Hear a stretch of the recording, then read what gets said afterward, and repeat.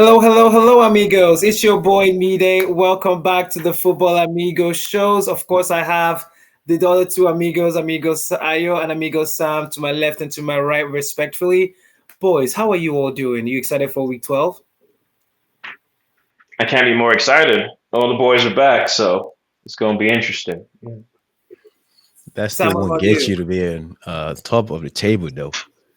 Shot fired. Amigos, we love the banter. We love it. Good to have you back.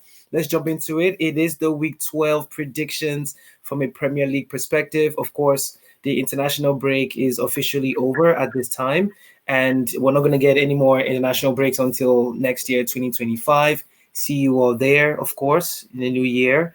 Have a lot in store for you coming from an Amigo show perspective. So stay tuned, like, share, subscribe, let your friends know, and join the journey with us. We're looking forward to it. Coming back to week 12 predictions, Premier League is back on track. Arsenal plays Nottingham Forest on Saturday at 9 a.m. Central Time. Ayo, couple of players are back from Arsenal. Things are looking positive from a player selection perspective. Looking over from the international break, Moreno in particular had a very good game for Spain. I saw the game against Denmark, and Spain played really well. Of course, there was a mistake with Raya at the back, but you learn from those situations. But Spain still won, and they played really well. Of course, Odegaard, your playmaker, is back from injury on the injury table. He did not go for the international break with Norway. What are your prospects in terms of Arsenal and this game, knowing that Nottingham Forest, they've had a little wobble over the one or two games recently, but they're still a good team. What are your thoughts? They're a great team, and they're a team that are primed to punish you for any perceived mistakes. Arsenal have been making a lot of mistakes. That on paper that doesn't sound great. However, I do believe that Arsenal, on the front foot, with the players necessary to play in that manner, cannot be coped with by most teams in the Premier League.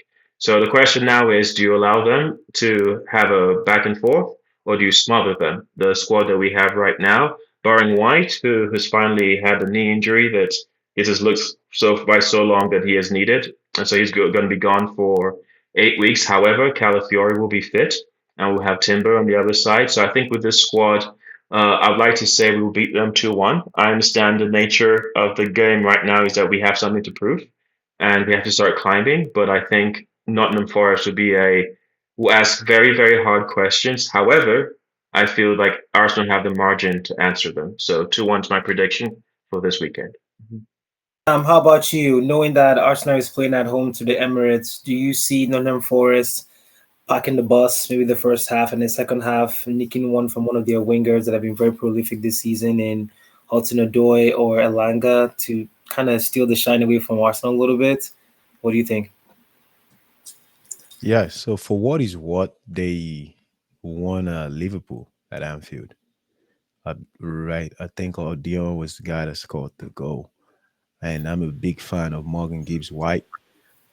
I want to put all of that aside. I think there's a lot of questions asked of Arsenal, and I don't see Arsenal dropping the ball, especially after the international break.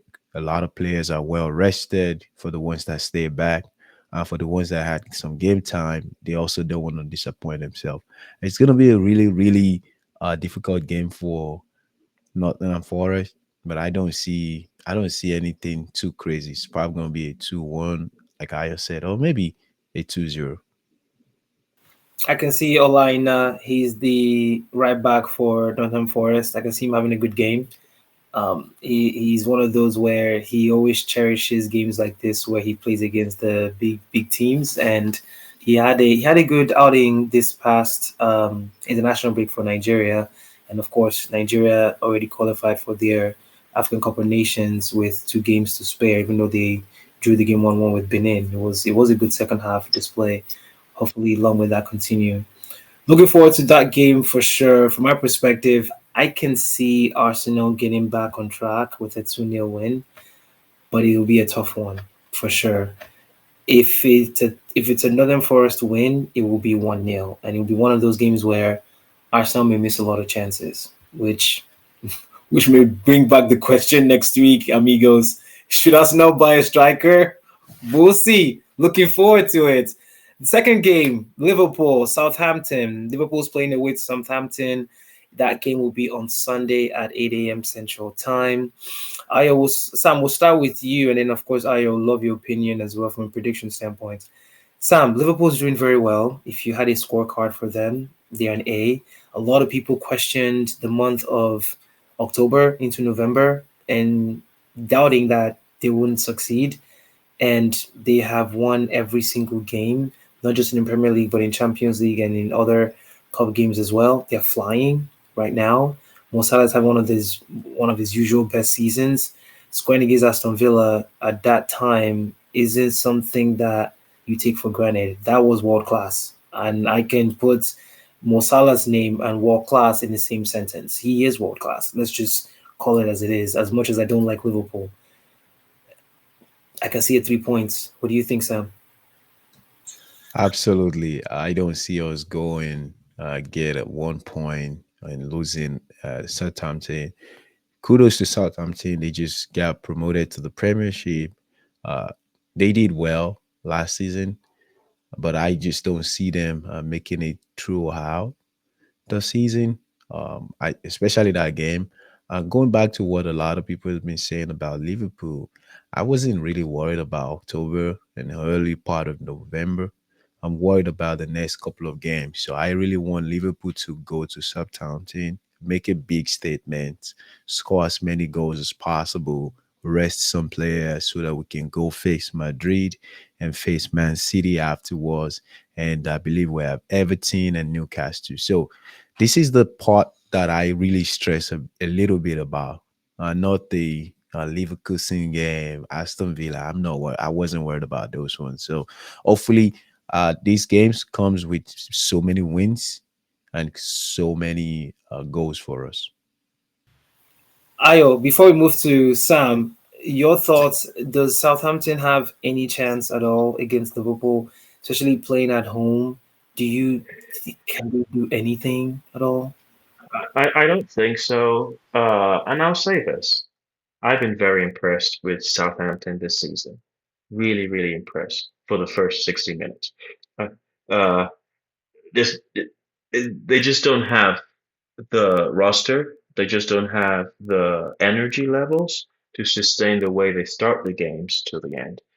When they played us, I was very impressed initially, and then the obvious happened. When they were playing Manchester United, I was very impressed for the first few, what's it called, half and maybe 10 minutes after. Then the obvious happens. I just think with the quality of a squad, no matter how well they do, there's no guarantee they'll score goals, but that last 30 minutes might be a bloodbath. And so it's probably going to be Liverpool from anything from 3-1 to 6-1, really. Yeah. Mhm. Wow, yeah, that's huge. That's huge.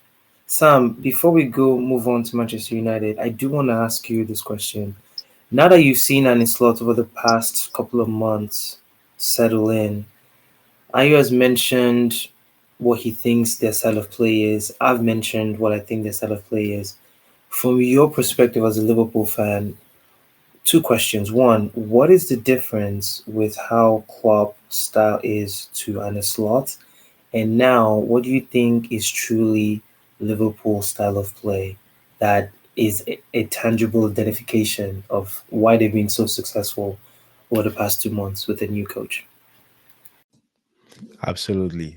Before I even answer any of those questions, and you might repeat one of them for me. I wasn't a big believer of the coach until I started seeing some results. I think what has changed between now and last season is the fact that we start the game from the midfield. The midfield is very, very efficient. And I have to say, the wingers are also very important, but they are also operating from the midfield. So if you look at the goals that Salah, Nunes, even Diaz, the goals they've scored, even Gapo, they were part of the originator, the creator of those goals, even from the midfield. Unlike Klopp, the second part of club, we see a little bit of a difference when it comes to the defender doing the wingman doing the work, right? But club was always the winger, excuse me, the defenders, you know, being the originator, being the runner, dictating the game. But now we're seeing players like what is it called now? Gravenbridge being the guy that is cooking from the midfield. Even this young man that scored for England, yeah, he's cooking. What's his name? That flicked for England in the uh Curtis Jones.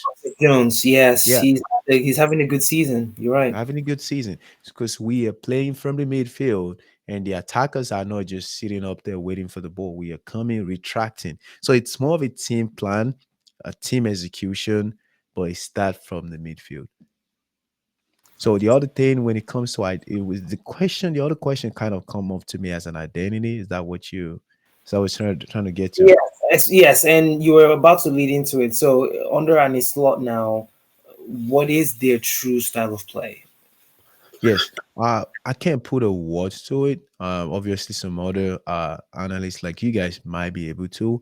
What I do think is the Liverpool that I'm seeing is they slow the game down, cook.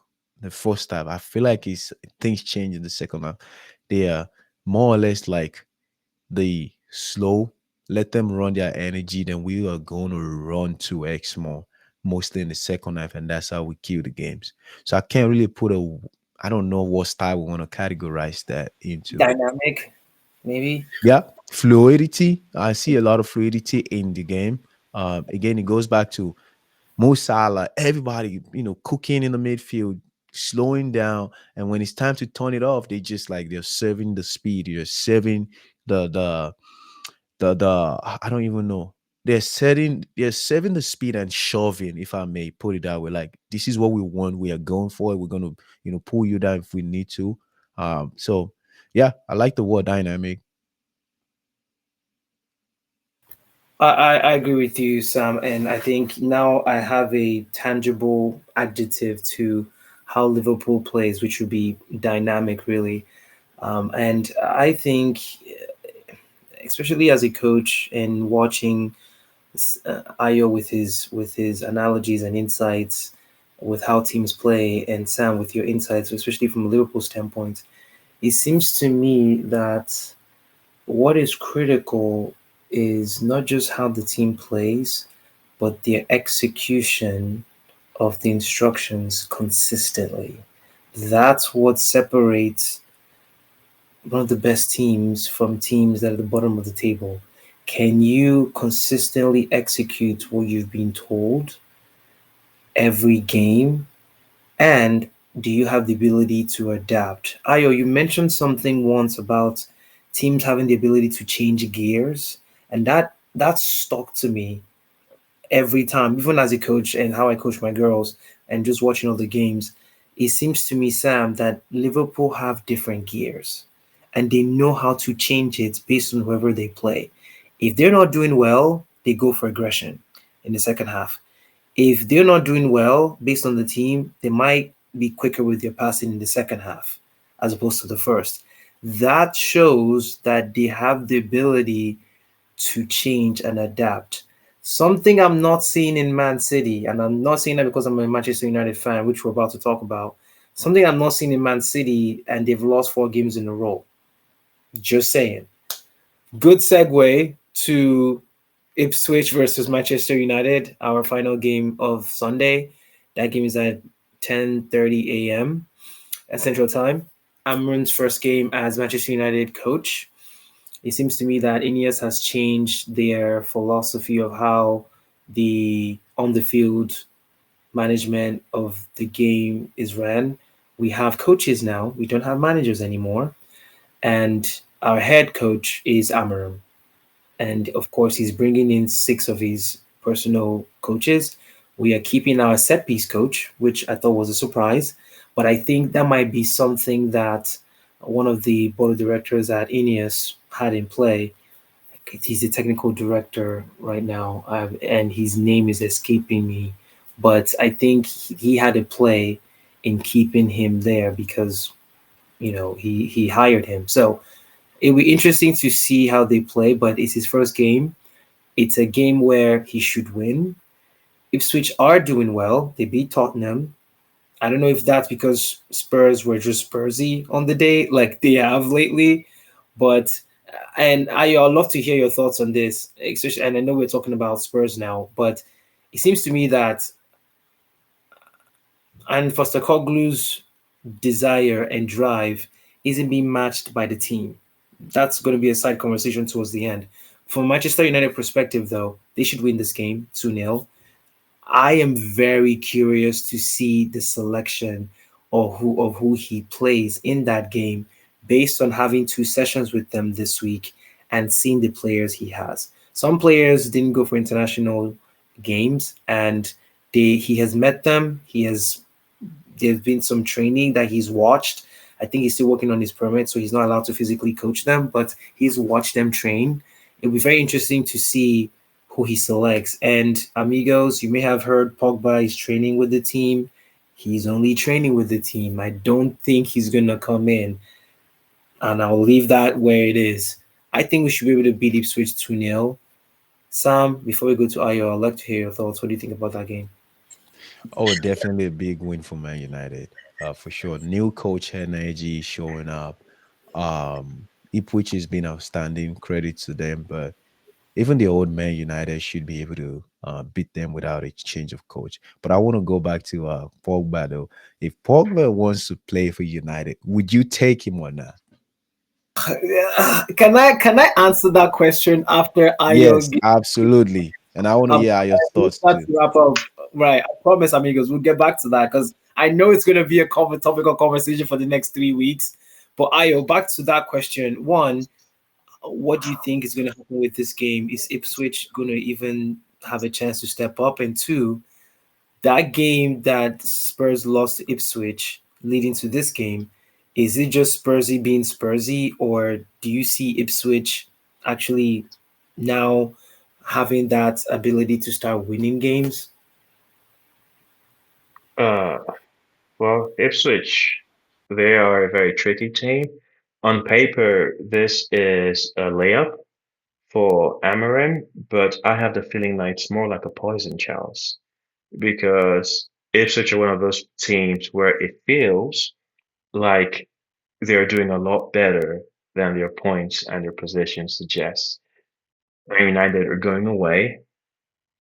The team wants to put a resolute performance that can swing, that can go. It's a very tricky. It's like one of those things where initially you want to say like, oh, 17th place, 8 points in the league, but like the underlying metrics for how they play the game says that they're a much better team than what they have. You're playing away, first game in. If this doesn't go well, what do they say?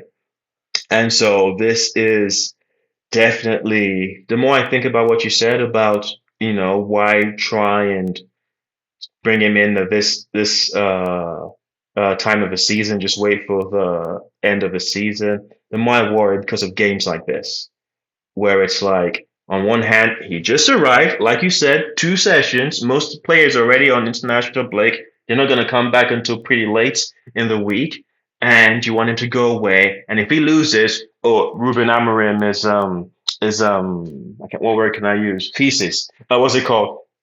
But if he wins, it's like, oh, it's expected.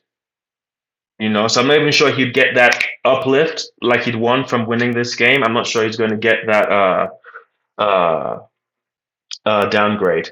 I have no way of predicting this game. This is a really, really open-ended game. I can see this 2-0, like Sam says. I can see them losing a very close, what's it called, game. This feels like a 2-1 to either. Like, and so it's a beginning of an era. We will see, first of all, in terms of his personality, his character, and see what he demands and how the team responds to what he demands. That's what we're going to see, definitely. In terms of are we going to see a win from Man United, I really can't say. This is a very, very tricky game. Yeah. I agree with you, Ayo. Excellent analysis there as always. Amigo, the Amigos show is in debt to just your analysis and level of insights, and of course, Ayo, Sam, your perspective as well too. So, Sam, yes, ask your question again. What was your question? Would you take Paul Pogba back in Man United? Amigos, like, share, and subscribe. Let's hear your thoughts on this one because this is going to be a topic of conversation over the next couple of weeks. I'm going to answer this question in two ways. I'm going to answer it from a fan's perspective and from a coach's perspective. From a fan's perspective, Pogba is a good player. He is. He is skillful. He knows how to dictate the game, but at the same time, well, he gets you off the edge of your seat as a fan. At the same time, as a fan, you get very frustrated with him because he doesn't always follow the plan of the coach. He does whatever he wants. It's player FC with Pogba. And again, that's from a fan's perspective. So there's a part of me that maybe wants it to. There's a part of me that doesn't from a fan. As a coach, no. And the reason why I would say no is because Amorim is in the house. The way he plays would not fit Pogba. He's not going to be intense unless something has changed over the past 2 years that he hasn't been able to play for allegations that we're not going to go into. If he can adapt his game or do something crazy in training and Amorim sees it and they give him a contract for 6 months, that would be a topic of conversation because Amorim will have seen something in him that we haven't seen over the last, 10 years between Manchester United, Juventus, and back to Manchester United, and then back to Juventus again. That would be interesting. As a coach, no. One, he's injury prone. Two, he doesn't always follow instructions. Three, he's not as intense as we want him to be. But he's still a good player. So again, those are my two answers from a fan and from a coach's standpoint. I feel like a big caveat to him playing for any team really is that he won't be available to play until March. That's actually when his ban ends. So, if you take that risk and you have him in the club, even if you sign him in January, uh, he brings a level of media scrutiny that I think for a team trying to figure out themselves is suicidal. Uh, Yes, I can understand that terminology. Yes. yeah, and I think anything that brings extra eyes to Man United is not good right now. And the less eyes, the less drama, the less leaks, the less anything, the better. And Pogba just doesn't bring. He brings a circus with him, and he brings infamy. And yeah, yeah. But I like to think they're more competent. I respect the fact that they're bringing him in. That shows care for your for your players and connection. Because I think he gets a bad rap. He has one of those. He almost has like a Balotelli type image without actually doing anything nearly as destructive or aggressive. So I feel really bad for Pogba. However, he does have that reputation, and having that is yeah, I wouldn't touch him with a 10-foot pole. But he's still talented, and I'm still excited. He's only what 31 or how old is he now? 32. 32, right? So I see 2 years. He was never a bad player, but don't do it, Man United. Don't do it. Sam, your Yeah. thoughts? Yeah, I don't disagree with you guys at all. The three things that I had in mind when I thought about when Mideo initially skipped the question was one, Man United just don't want to continue the history of having controversial figure in the locker room. It's just you just don't need that right now. The other thing is I don't see him playing, and it goes back to what you said Midday. I don't see him playing well with Bruno Fernandez. I can see controversy right there. Um, and number three, yes, they both don't listen or they just want to do their own thing sometimes. So I can see, conflict. I can see even captaincy being a problem. And number three, he's a skillful player, but this is a new era. I think the ship is sailed. bring in fresh people, fresh minds. Don't dwell on uh, historical experience of some guy. It's time to bring in new people. As a matter of fact, use the current one, and just once the time comes, maybe 1 or 2 seasons after now, phase them out, let them go. You don't have to keep reinventing, bringing the real Ronaldo, real Pogba, replay Ronaldo, Pogba, Ronaldo, Pogba. So just let the ship sail. Yeah, wish him all the best. I agree. I agree. On that note, amigos, thank you so much for your time. We do wish you all the best as well. Thank you for your time and watching our videos and helping our contents grow. We appreciate you all. Continue to like, share, and subscribe. Looking forward to your predictions in the comment section. Let us know your thoughts in those three games. I think it's going to be another sizzling a week in the Premier League. Let us know your thoughts. Like, share, and subscribe, amigos. Thank you so much for all you do. As always, stay positive. I'll talk to you all soon. See you, amigos. If you really want to see Pogba play, let him go to Saudi. That's true. That's true.